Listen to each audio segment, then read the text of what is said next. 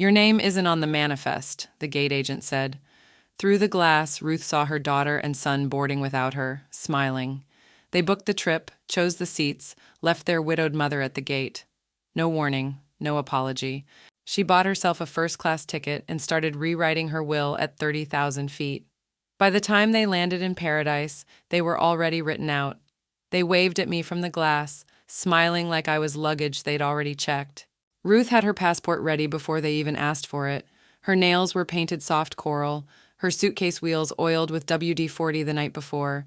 She wore the blouse her daughter had complimented last Mother's Day, the one with tiny hibiscus blossoms embroidered near the collar.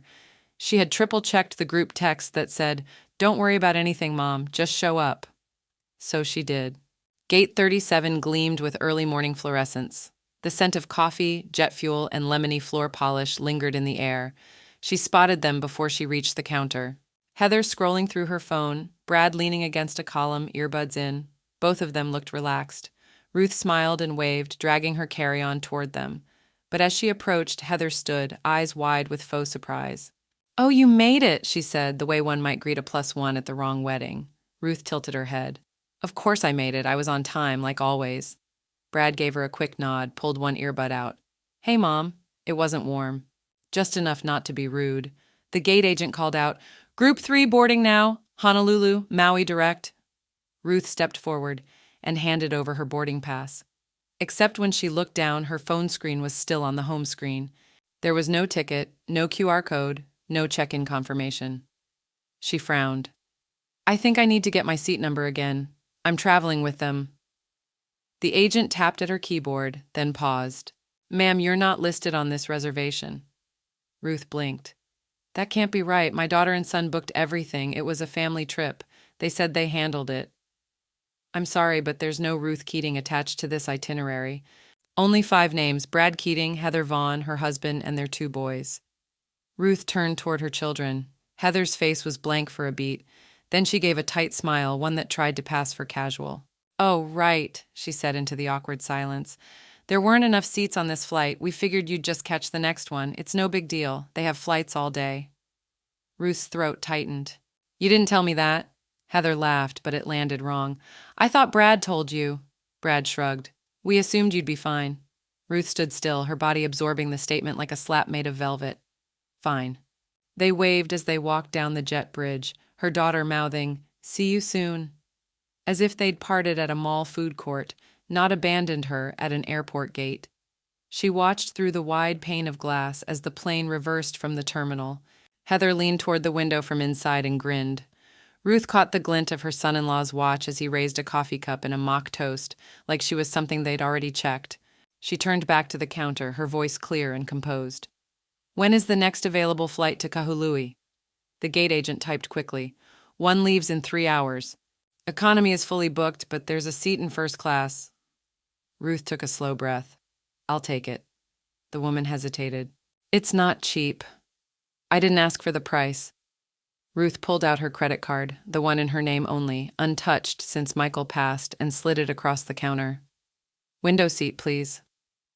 3 hours later, she reclined in 2A, the flight attendant placing a glass of champagne into her hand before takeoff. The cold, dry bubbles tasted like something new, not celebration, clarity. The island would still be there when she landed, the villa, the ocean, the rehearsed surprise on Heather's face. But right now, at 30,000 feet, Ruth opened her phone, tapped into notes, and typed 3 words into a new folder. Exit strategy. In the air sipping champagne, Ruth writes a new folder name in her phone, Exit strategy. They booked a villa for 5, but the key card had no 6th. Ruth stepped off the plane into a heat she didn't recognize. Not the cloying, sticky kind from home, but something softer, warm, fragrant, as if the island was trying to welcome her even when no one else had. She walked with unhurried precision past the line of family vans and shuttle services. At the rental desk, she smiled at the young man behind the counter and requested the smallest convertible they had, red if possible. 10 minutes later, wind tugged at her short gray hair as she pulled onto the coastal road. Maui spread out like a promise she no longer had to share. The boutique hotel she'd found that morning, just a few miles from the resort villa Heather had booked, was perched on a quiet bluff. It smelled of sea salt and hibiscus, not chlorine and sunscreen. Her room overlooked the water. The front desk staff greeted her by name. There was a handwritten welcome card on her pillow. She wasn't invisible here. No one texted that night. No one asked if she made it. By the next evening, still nothing. On the second morning, Ruth dressed in white linen, wide sunglasses, and sandals with just enough heel to lift her chin. She drove to the resort where the family was staying. Not to check in, but to observe. The pool deck was crowded with laughter and humidity. She spotted them before they saw her, Heather reclining with a glossy magazine, Brad half submerged in the pool with his sons, both boys squealing as they splashed. Her daughter's husband scrolled through his phone, drink sweating on the concrete beside him. Ruth stood still for a beat longer than necessary. Then, as if the universe had nudged her, Heather glanced up and blinked. "Oh, you made it," she called, sitting up slightly. Ruth smiled, walked closer, noted the details. No extra towel, no vacant chair, no welcome drink, not even a half-hearted wave from the boys. "I'm staying nearby," she said simply. Heather blinked. "Oh, you didn't check in here?" Ruth shrugged. "Didn't seem like there was room." They all laughed a little too hard. "You know, we just didn't think," Heather started. Ruth tilted her head. "You didn't?" Heather trailed off. "Well, come sit." There was nowhere to sit. Ruth glanced around. Every chair was claimed, every umbrella occupied. She gave a small nod, as if confirming a decision to herself. "I'll see you at dinner," she said, her voice breezy. That evening she arrived before them, not at their table, but across the patio, a corner seat with a full view of the ocean and the family. She ordered wine, appetizer, entree, her own dessert. Heather waved awkwardly when she noticed her mid-bite. Ruth raised her glass, not in greeting but in acknowledgement, then returned to her view. Later in her hotel room, she kicked off her sandals and opened her laptop. The cursor blinked on a document she hadn't touched in years, her estate plan. She reviewed it line by line, old beneficiaries, outdated clauses, generous assumptions. Then she opened her email and composed a message to her attorney. Subject: revision required. I'd like to update the estate file. We'll be making changes. Quietly, she clicked send, closed the laptop, stood by the balcony for a moment, listening to the hush of waves.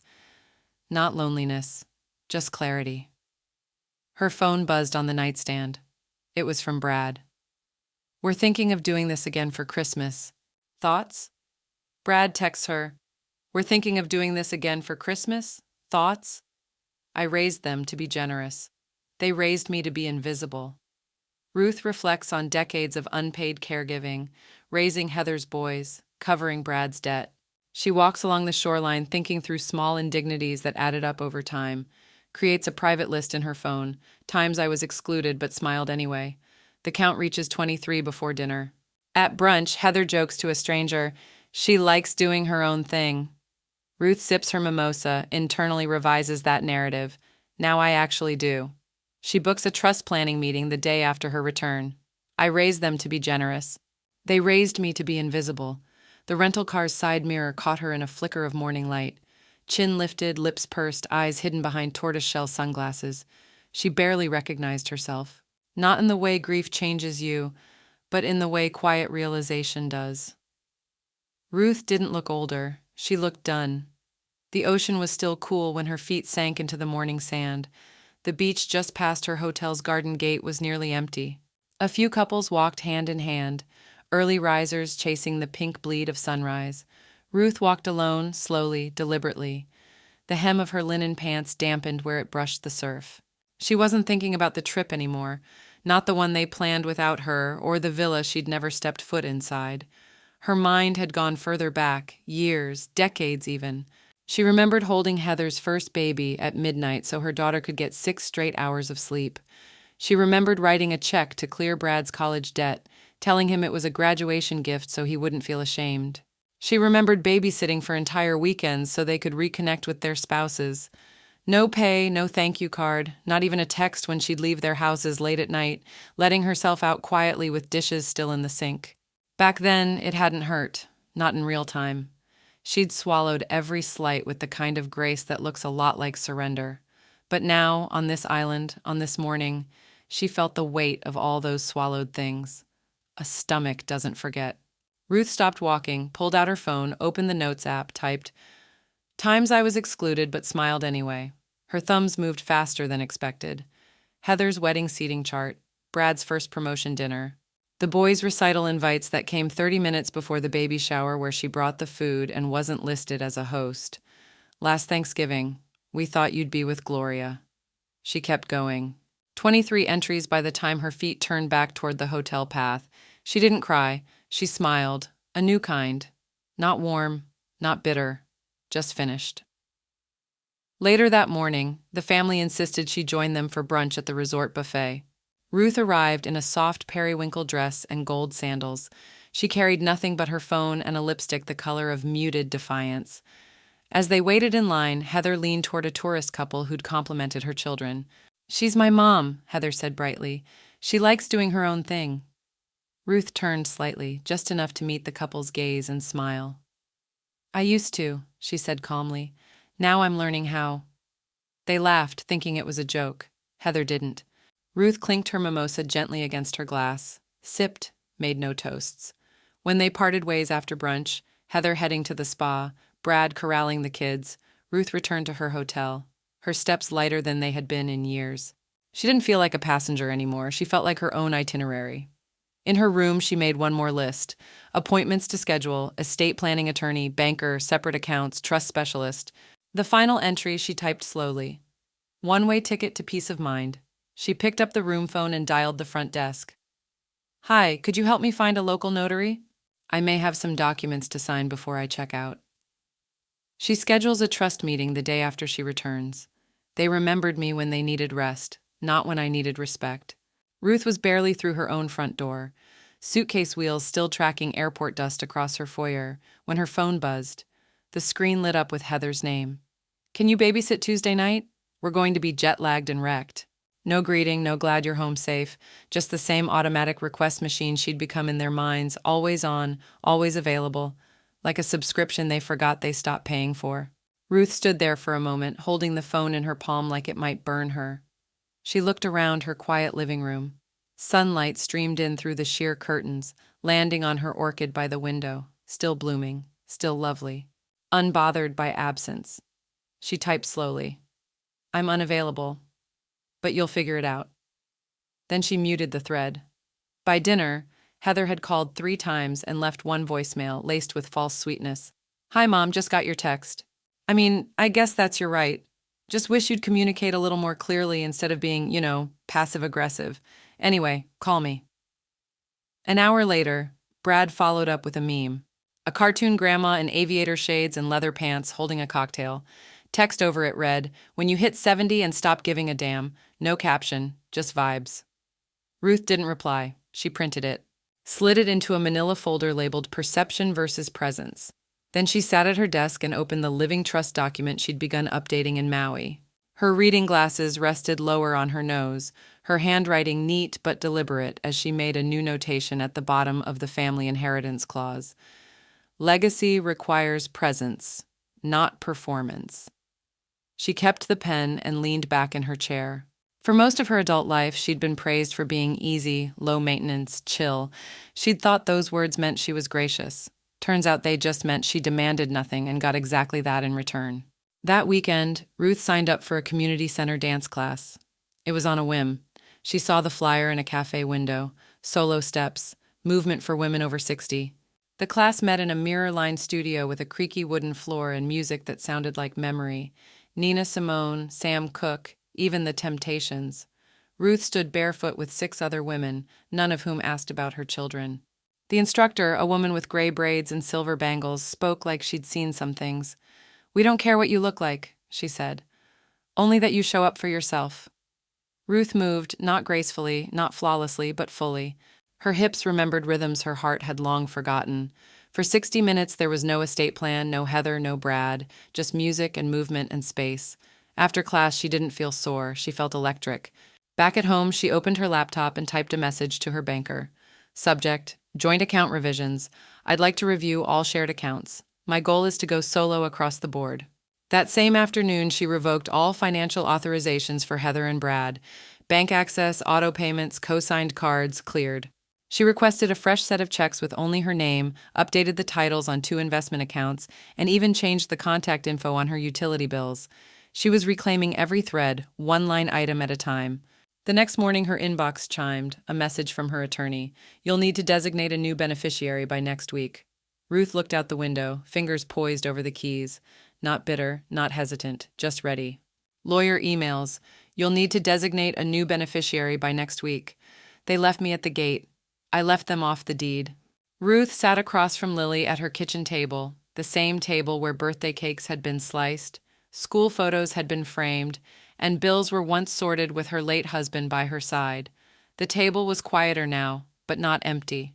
A vase of dahlias sat in the center, bright orange and blood red, their petals reaching like they had something to prove. Lily had brought them without fanfare, placing them down before she even set her purse on the chair. "No reason," she said. "Just saw them and thought of you." That was Lily. No strings, no subtext, just presence.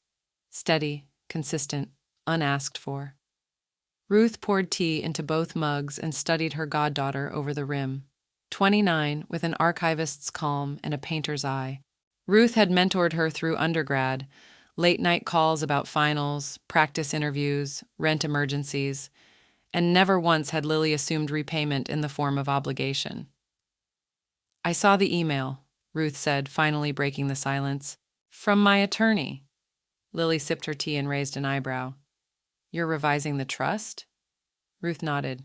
"I am." She slid a folder across the table. Inside, valuation statements, property documents, and a fresh draft of her living trust. The front page listed total assets, $1.4 million between the house, brokerage accounts, pension, and savings. Lily didn't touch the folder. "I'm not here for that," she said softly. "I know," Ruth replied. "That's why you're the only one who's getting it." Lily looked up, her lips parting, then pressing into a thin line. Her eyes shone, but she didn't cry. "I haven't earned that." "You've shown up," Ruth said. "You've shown care. You've respected my time without expecting it to serve yours. You've never once treated me like a bank or a backup plan. You don't need to earn anything. You've already been someone who'd never leave me standing at a gate."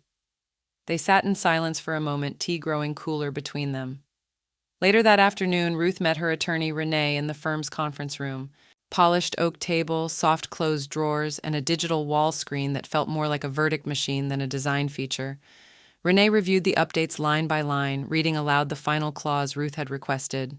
"Descendants removed due to documented neglect, emotional dereliction, and abandonment during periods of familial vulnerability. This clause is irrevocable." Renee looked up. "You sure about this?" Ruth didn't blink. "I've never been more sure." The signatures came next, then the notary stamp, then the filing.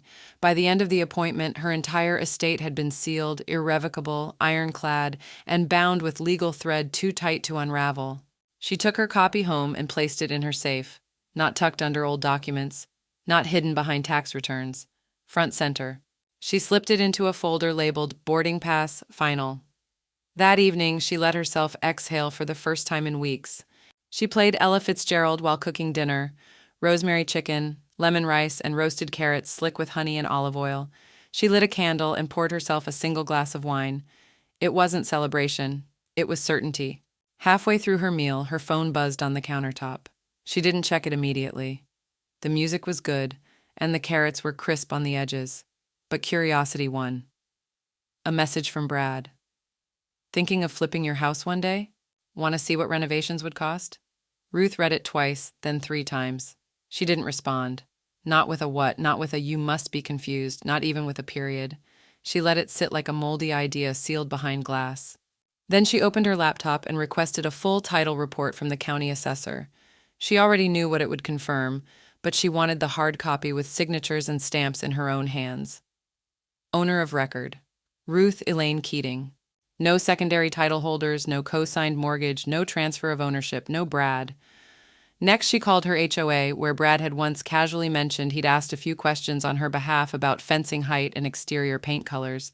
The customer service rep was polite until Ruth asked, "Can you confirm who's listed as the authorized property contact?" The woman paused, then cleared her throat. "We actually had a note from a Brad Keating requesting access for renovation estimates, bathroom and kitchen expansion. It says he's your..." He is not on the deed, Ruth said, her voice like cold silver. And he is not authorized. Please remove his name from every file immediately. Yes, ma'am. By sundown, Brad's access to anything beyond her front lawn had evaporated. The next morning, Ruth met with a financial advisor, one she hadn't used before because she needed someone unentangled. The office smelled like eucalyptus and leather, and the woman behind the desk had the kind of confident calm Ruth associated with judges and airline pilots. I'd like to structure my estate distribution, Ruth said plainly, but with conditions. Conditions? The woman asked, intrigued. Performance-based, Ruth said. Presence-based, respect-based. The advisor raised one brow. You're drafting a will with performance reviews? Ruth sipped her water. Exactly. They went clause by clause. No inheritance without 5 years of emotional presence, no contact, no cash, a clause for caregivers, not manipulators.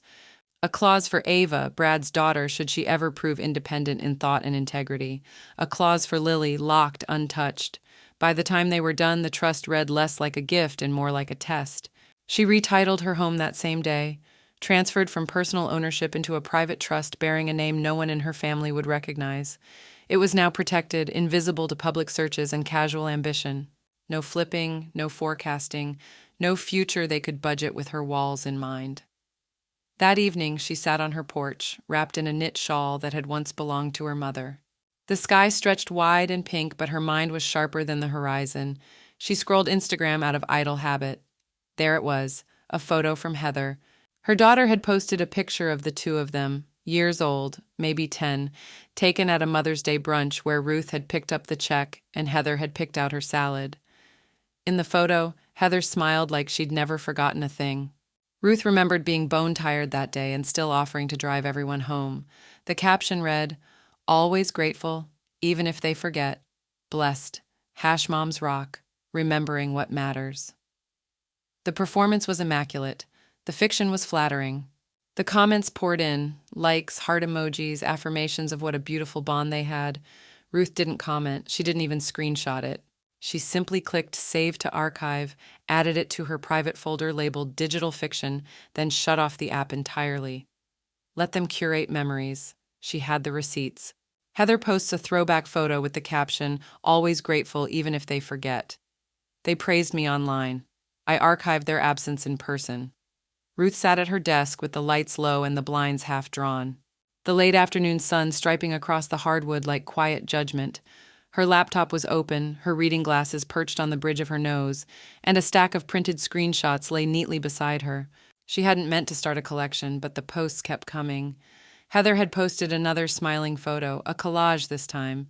One was of Ruth holding baby bottles. Another showed her mid-laugh, cropped artfully to suggest an idyllic brunch that Ruth only remembered for being asked to just Venmo it later. The caption read, "She's the glue, always has been. Couldn't do life without her." Ruth pressed Command plus Shift plus 4, her fingers calm. The screen blinked. Another addition to the folder she had renamed Digital Fiction. She printed the post, then the comments. "Such a beautiful bond. Lucky to have a mom like that. Goals, you can see the love." Ruth printed them all, 3-hole punched them, slid them into a binder behind a tab labeled Public Narrative, Private Absence. That week, her city's literacy foundation emailed to confirm her award. She'd volunteered there every Thursday morning for 8 years, reading to adults struggling through GED prep, helping women in shelters write resumes, leading evening sessions on how to advocate through paperwork and letters. She'd never done it for recognition, but they were honoring her anyway. The ceremony was small but thoughtful. White linen tables, a podium decorated in fall flowers, tea lights flickering in mason jars. Ruth arrived early and sat in the second row, legs crossed at the ankle, hands folded calmly over her clutch. She didn't expect Heather or Brad to come, but she had sent the invitation anyway. Silence. That night, silence again. But Lily showed up in a plum dress and worn flats, with eyeliner she clearly didn't wear often. She held a bouquet of white tulips and sat straight through the entire ceremony, hands trembling when Ruth's name was called. When Ruth stepped up to the mic, she looked out at the crowd, faces she didn't know well but who had shown up. "I've spent much of my life making sure others could get where they were going," she began, voice steady. "But sometimes when you find yourself left behind, you learn to chart your own route." She paused. "And sometimes that route leads to first class." The crowd chuckled, not quite sure whether it was a joke. Lily wiped a tear. Back at home, Ruth placed the award plaque beside her travel journal, a little altar of earned space. She opened the journal, flipped past her Maui notes, and scribbled a new line under the heading, Things I Carried Home. They gave me nothing at the gate. I gave myself first class. Later that night, Ruth's phone buzzed. She expected it to be Lily. It wasn't, it was Facebook. Heather Vaughn tagged you in a photo. She sighed and clicked. It was a cozy scene. Heather's living room lit by string lights, mugs of cocoa raised in a toast, Brad's kids in matching pajamas. A fake fireplace looping on the TV behind them. The caption read, Family ski trip, here we come, holidays together, our tradition time. Ruth's name wasn't tagged in the body of the post, no mention of her in the comments. No text asking if she'd be interested. No, we should talk about plans. Just silence framed in artificial warmth. She closed the app, didn't comment, didn't call. Instead, she turned the page in her journal and wrote just 4 words. Not on the list. Holiday plans emerge. Ruth isn't invited. The dinner table shrunk. So did my patience. Ruth read the Facebook caption again. The words hadn't changed. Family ski trip, here we come. Holidays together. Tradition time. Her name wasn't tagged. Her face wasn't in the carousel. Her phone hadn't rung. The list of comments grew longer with every scroll. Can't wait to see pics. You guys do holidays right. Heather, you're amazing. Family glue. That word again, glue. Ruth closed her laptop and slid it across the table with the same care someone might use to push away a plate they didn't order. She didn't sigh. She didn't pace. She just stopped.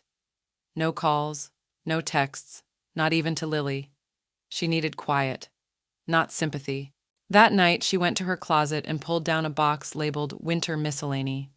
Inside, nestled beneath scarves she hadn't worn in years, was a travel journal she'd tucked away long ago, marked by a sticky note that read, North Carolina 2003, just in case.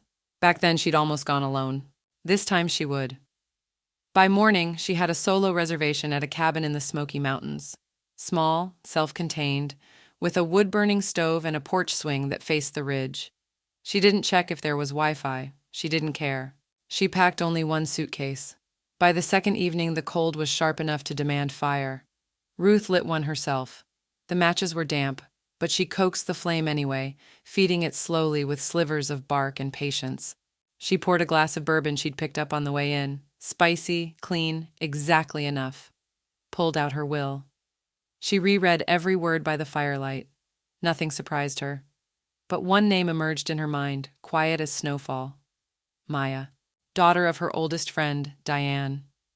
Ruth had watched her grow up, had held her during Diane's chemo appointments, had quietly paid the hospital bill when Diane died. Maya had just had a baby of her own. Ruth had sent a quilt, handmade, no note, that kind of presence, the kind that lingered even when no one saw it. That mattered. She took out her pen and added 1 line beneath the existing clause. To Maya F. For her tenderness and strength should she ever need it, $25,000 for the first steps of motherhood. It wasn't grand, but it was precise, earned. She logged the change, dated it, and closed the folder. No announcement, no ceremony. The fire popped. Outside, wind moved through the trees like a distant chorus. Ruth walked to the window. The mountains stood solid, unbothered by noise. She raised her glass toward them, not in toast, but in agreement. Some structures don't ask to be seen. They just exist, immovable. Her phone hadn't buzzed all day, and then it did. Not a text, a call, Brad. She let it ring once, twice, then picked up but said nothing. Hey, Mom. His voice came after a pause, oddly careful.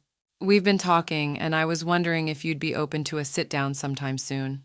Just the 3 of us, about everything. Especially, inheritance. He let the word hang like smoke. We want to understand where things stand. If we can meet, I think it'd be really good for everyone. Ruth didn't respond. Not immediately.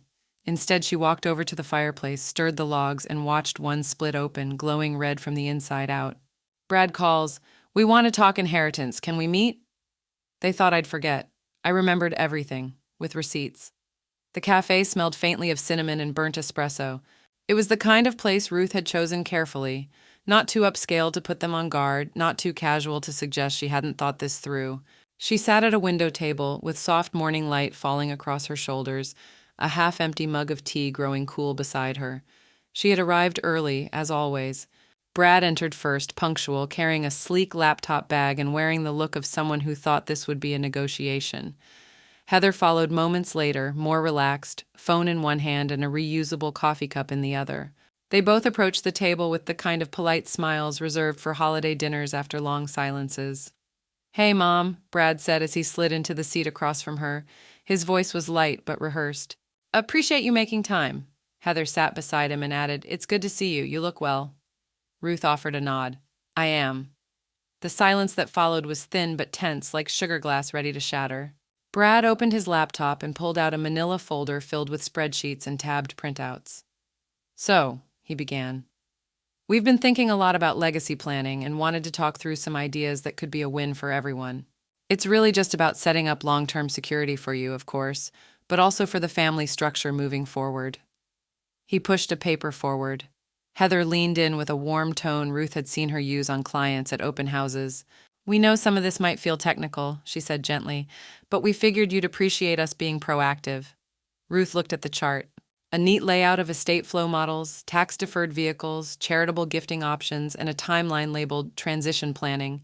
Her name was printed in bold across the top, like a company they hoped to acquire. "Proactive," Ruth repeated softly. Brad smiled. "Exactly. This doesn't have to be complicated. We can set up a family foundation, maybe a donor-advised fund. You'd be the figurehead, of course. We'd just help facilitate," Heather added. "It would be in your honor." Ruth let the silence stretch a moment longer. The tea had cooled completely, but she took another sip anyway. Her hands didn't tremble. "You seem to have done a lot of work on this," she said calmly. Brad nodded, encouraged. "We just want things to be smooth." Ruth reached into her leather tote and withdrew a single white envelope. It wasn't thick. It didn't need to be. She placed it on the table between them like a check that didn't need to clear. Heather reached for it first and unfolded the page. Her eyebrows knit together before she read aloud, her voice catching somewhere between disbelief and dawning comprehension. This removes us from the trust." Brad leaned over to see what the paper was. Clear. Not cold. Just final. A notarized letter confirming that as of a specific date already passed, both Heather Vaughn and Bradley Keating had been formally and permanently excluded from all assets, inheritances, executrix privileges, and power of attorney roles related to the estate of Ruth Elaine Keating. Brad's voice sharpened. "You're doing this out of spite?" "No," Ruth said, her voice soft but immovable. "I'm doing this out of record." Heather's tone strained to sound composed. "We didn't mean to make you feel—" "You didn't think about how I'd feel at all," Ruth said, finishing the sentence for her. "You used my time, my presence, my silence. You counted on it like an automatic deposit." Brad pushed the papers back toward her, frustrated. "So that's it? You've decided we're nothing to you?" Ruth stood slowly, slipping the empty envelope back into her bag. Her coat rested on the chair behind her, but she didn't rush to put it on. "You decided that," she said. "I just documented it." She walked out of the cafe without another word, her boots quiet against the tile. The cold air outside met her like a handshake, sharp, honest, and unavoidably real. By the time she reached her car, her phone buzzed, a notification from Facebook. Heather Vaughn has posted a status. She didn't need to read it, but she did. "Cut off without warning. The elderly need better mental health support. Check in on your parents. You never know what they're battling." Ruth didn't reply. She took a screenshot, then added it to her private folder labeled Weaponized Concern. Heather posts a vague status. "Cut off without warning. The elderly need better mental health support. They questioned my mind, so I documented every page." Ruth didn't sleep much that night, not because she was upset, but because her mind was too clear to rest. The kind of clarity that comes when you finally stop asking if you were overreacting and start documenting exactly what you've endured. By morning, she had already printed the cafe receipt and filed it beneath the tab labeled Face-to-Face Fiction. She slid Heather's Facebook post, mental health support and all, into the section behind it. But this time, she took one step further. At 9 a.m. sharp, Ruth called her primary care physician and requested a formal cognitive evaluation.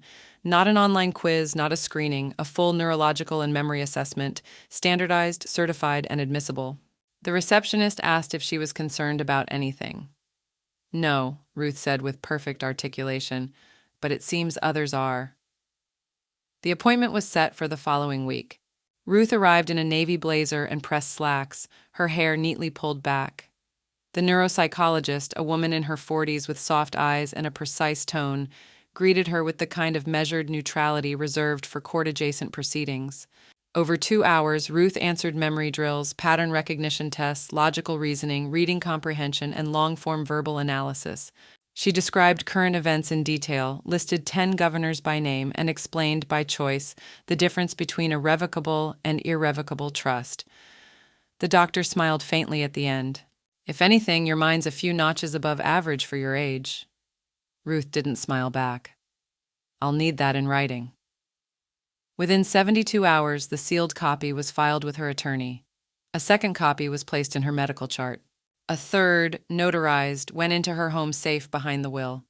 She didn't need them yet, but she would not be questioned again. That same afternoon, Ruth called Renee, her estate lawyer, and requested one additional clause. I want it added clearly, early in the document, nothing hidden in fine print. Added language? Renee asked. Yes, Ruth said. Any party who attempts to contest my mental fitness or decision-making capacity forfeits all access to residual funds, insurance settlements, retirement transfers, and material belongings immediately and without appeal. Renee didn't hesitate. Understood. That night, Ruth made tea and opened her laptop. She hadn't intended to publish anything, but there was one essay she'd been drafting since Maui, part travelogue, part letter to herself. She'd titled it The First-Class Trip That Changed My Will. It began with a gate number and ended with a folder name, Exit Strategy.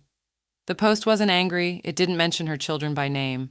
It simply told the truth about being left, about choosing herself, and about the power of changing your documents instead of raising your voice. Lily came by the next day, a flash drive in hand and a soft energy that filled the kitchen. I've been thinking, she said, settling at the table. If you ever want to digitize your journals or archive your writing, I could help. You've got decades of voice in here. It deserves to outlive paper. Ruth nodded slowly, touched by the offer, surprised by how right it felt. Let's do it. I'm ready. They worked side by side, scanning and typing. Lily reading aloud lines Ruth had forgotten she'd written. Some entries made them laugh, some made Lily cry. By the end of the week, Ruth's blog had gone live.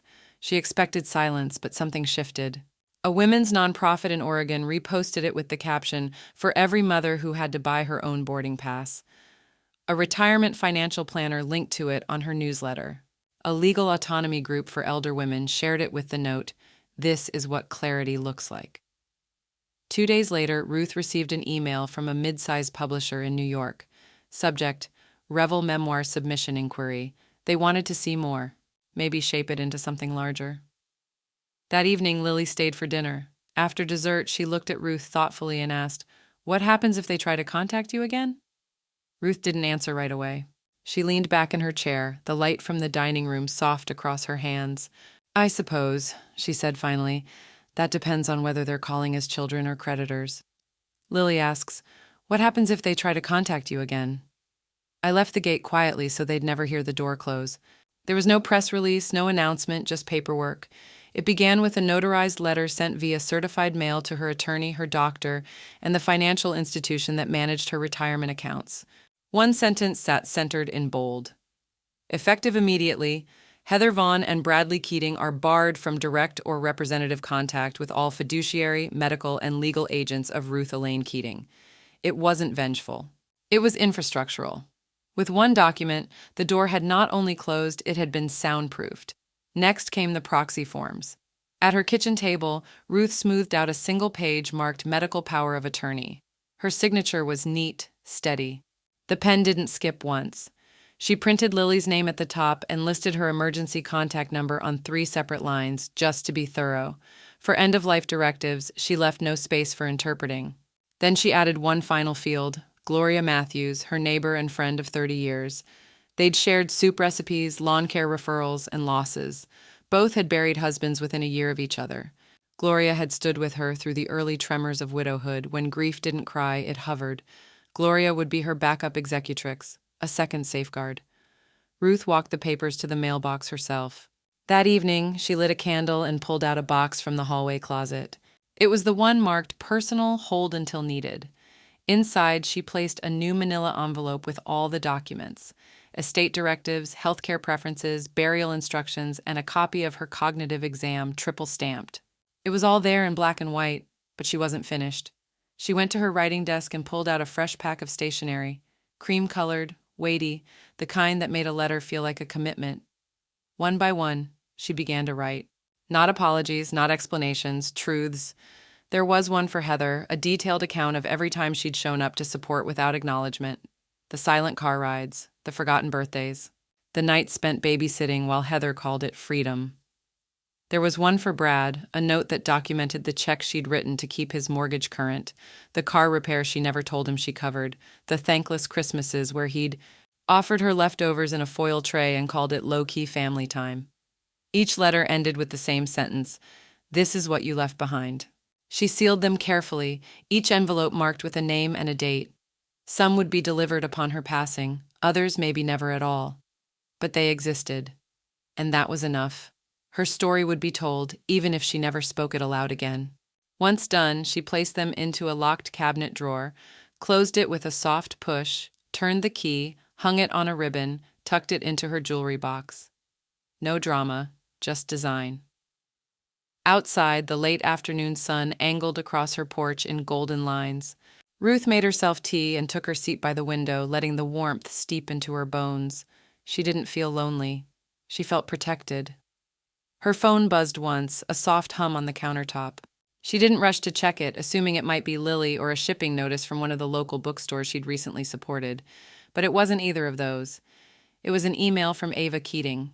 Subject: "Hello?" Ruth clicked it open, her hand still steady from the letters she'd just sealed.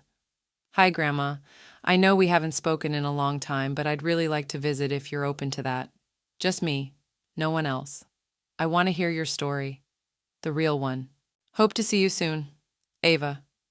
Ruth stared at the screen for a long time, her expression unreadable even to herself.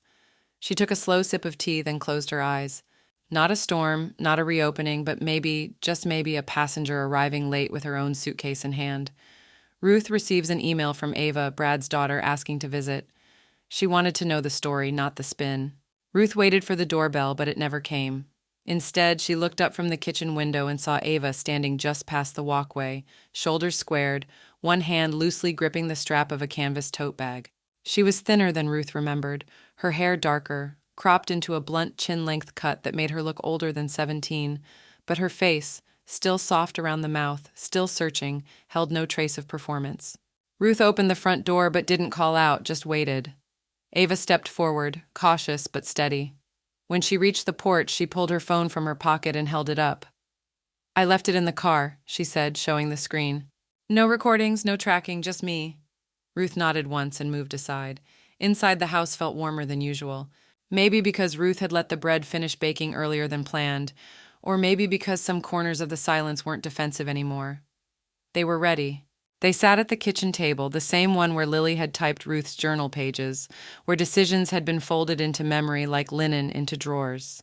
"I don't believe everything they say," Ava said quietly, eyes focused on the rim of her teacup. "I mean, I know they love me, but love doesn't always mean truth." Ruth didn't interrupt. She didn't nod or offer platitudes. She simply poured a second cup and pushed over the sugar bowl. "I've seen the posts," Ava continued. "The ones that sound like eulogies written for people who aren't even dead yet. I know when something feels fake." The house settled around them. No creaks, no clock ticks, just the faint hum of the fridge and the weight of things neither of them had inherited yet. Ruth stood, disappeared briefly, and returned with a slim folder. "Photos," she said, "and recipes. Some of my writing if you want to see it." Ava opened the folder slowly. There was a photo of Ruth in her 20s on a train platform in Boston, smiling with a backpack nearly half her size, a Christmas cookie recipe in Ruth's loopy cursive, and the first draft of an essay printed in sepia ink on thick paper, "Boarding Alone." Ruth watched as Ava's eyes moved across the lines. At one point, the girl pressed a sleeve to her cheek, wiping something away quickly like she didn't want to make it a moment. "I would have sat next to you," Ava said softly, not looking up. Ruth didn't speak. She simply reached out and took Ava's hand, not for pity, not for promise, just to mark it, what it meant to be seen. After a while, Ava stood. "I don't want anything," she said. "I just didn't want their version to be the only one." Ruth walked her to the door. Before she left, Ava hesitated and added, "If you ever write a book, I hope you include this." "I already am," Ruth said. That night, Ruth logged into her credit union account and opened a new custodial savings file set to mature at age 25. The amount wasn't massive, just enough for a quiet yes when the world might hand her a no. In the notes field, she typed, "For Ava, for the one who asked." Then she locked the folder with a digital pin, her birth year reversed. The next morning, Ruth opened her email while buttering a piece of toast. The subject line stood out against the gray of promotions and notifications. Subject, "Congratulations. We'd like to feature your essay." It was from American Thoughtline, a national magazine with a readership Ruth hadn't expected to know her name. They wanted to publish "The First-Class Trip That Changed My Will" in their spring issue, paired with a personal profile and a professional photo shoot. She read it twice, then a third time. Somewhere behind her, the toaster clicked back into silence. Ruth's essay is accepted by a national magazine. They left me last. The world listed me first. The magazine hit stands on a Tuesday.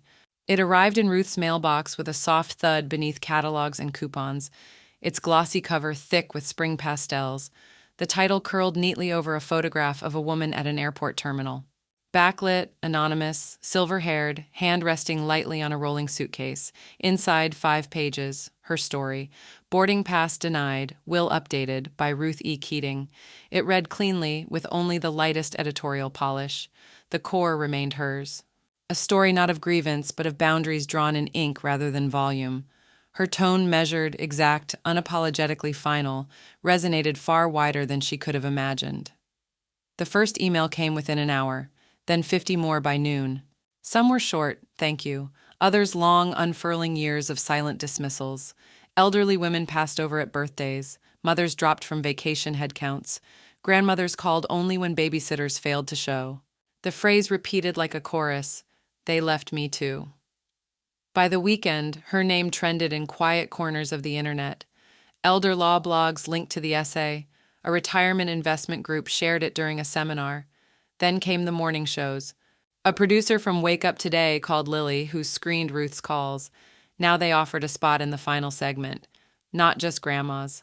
Women rewriting their wills, scheduled live on Thursday. It was tastefully done. All soft lighting and warm voices. Ruth sat straight-backed in a navy-wrap dress, silver necklace gleaming, eyes sharper than anyone expected. At 68, the host asked her, "What do you say to those who think your choices are too harsh?" Ruth didn't blink. "You don't call pruning harsh, you call it what keeps the tree alive." By Friday, her essay had crossed 4 million reads. She didn't track the numbers obsessively, but the ripples reached her anyway. The mailbox filled every day, thick, padded envelopes and crisp notes from strangers. One woman sent her a luggage tag that read, "First class forever."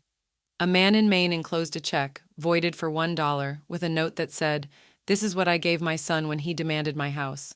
Thank you for the courage." Some sent photos of their own altered wills.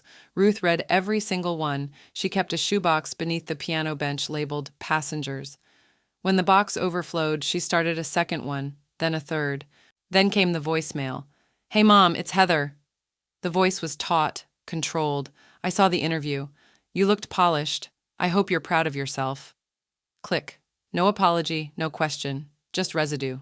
Ruth didn't return the call. She opened her journal instead and wrote, "Their first class was a seat, mine was a decision." She printed out the final page of her essay, the one that hadn't changed since the first draft, framed it in cherrywood, set it beside her passport, which she'd recently renewed, not out of need, but readiness. They couldn't find a seat for me. I found the pilot's chair. One morning, while Lily clipped basil in the kitchen window, Ruth opened a padded envelope from her publisher. Inside was the final layout for her memoir's first print run. Matte cover, clean serif font, and a dedication page exactly how she'd requested. To the women left at the gate, "You didn't miss the flight, you just built your own wings." By the following week, pre-orders had doubled. The publisher sent a note asking if she'd be open to a second printing. Interest had outpaced forecast. Ruth placed the note in her inbox tray but didn't rush to reply. She'd reply in her own time. That evening, she poured herself a glass of wine and sat by the window, flipping through a worn folder of old receipts and boarding passes. She stopped at one in particular, the first-class stub from that Maui flight. The corner was bent, the ink slightly faded. She smoothed it gently with 2 fingers. Outside, the sky glowed amber behind the rooftops. Inside, her phone buzzed once, soft and steady. Subject: memoir reprint confirmed. Her travel memoir goes into reprint.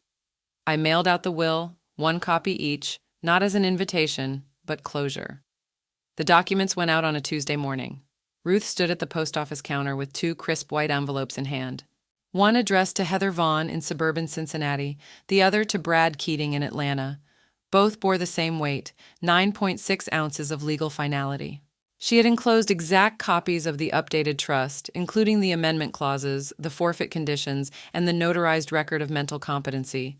No room for interpretation, no hint of invitation. Each envelope contained a yellow sticky note, identical, in her neat block handwriting. This document requires no reply. The clerk behind the glass scanned them without comment. Ruth paid in cash, took the receipts, walked out into the wind with a feeling that wasn't quite satisfaction, but something firmer, something finished. That afternoon, she booked her next trip. Florence, a direct flight, business class, springtime.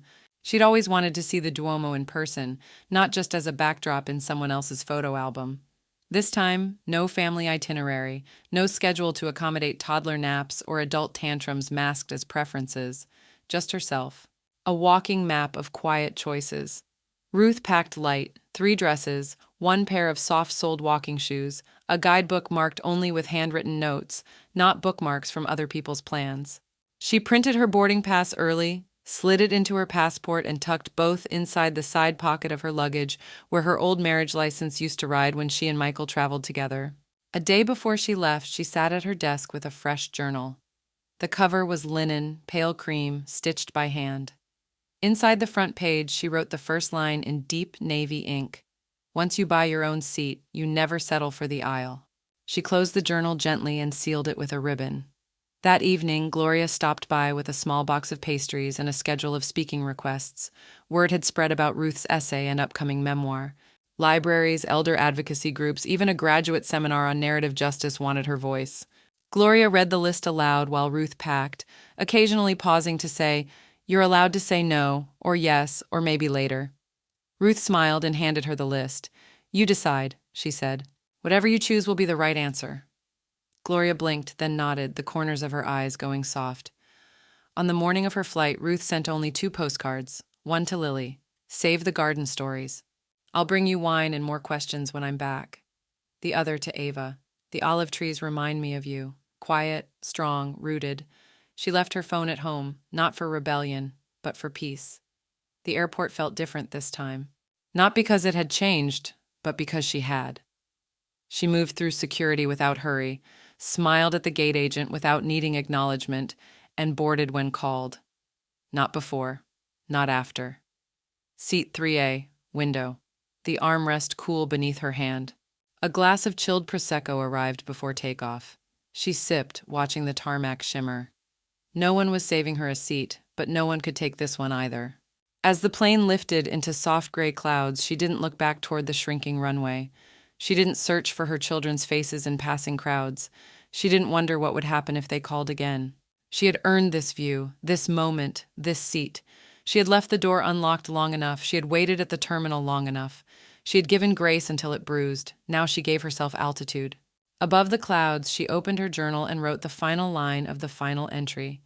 Then she closed the book, leaned her head back, and let the quiet take her. "They left me grounded,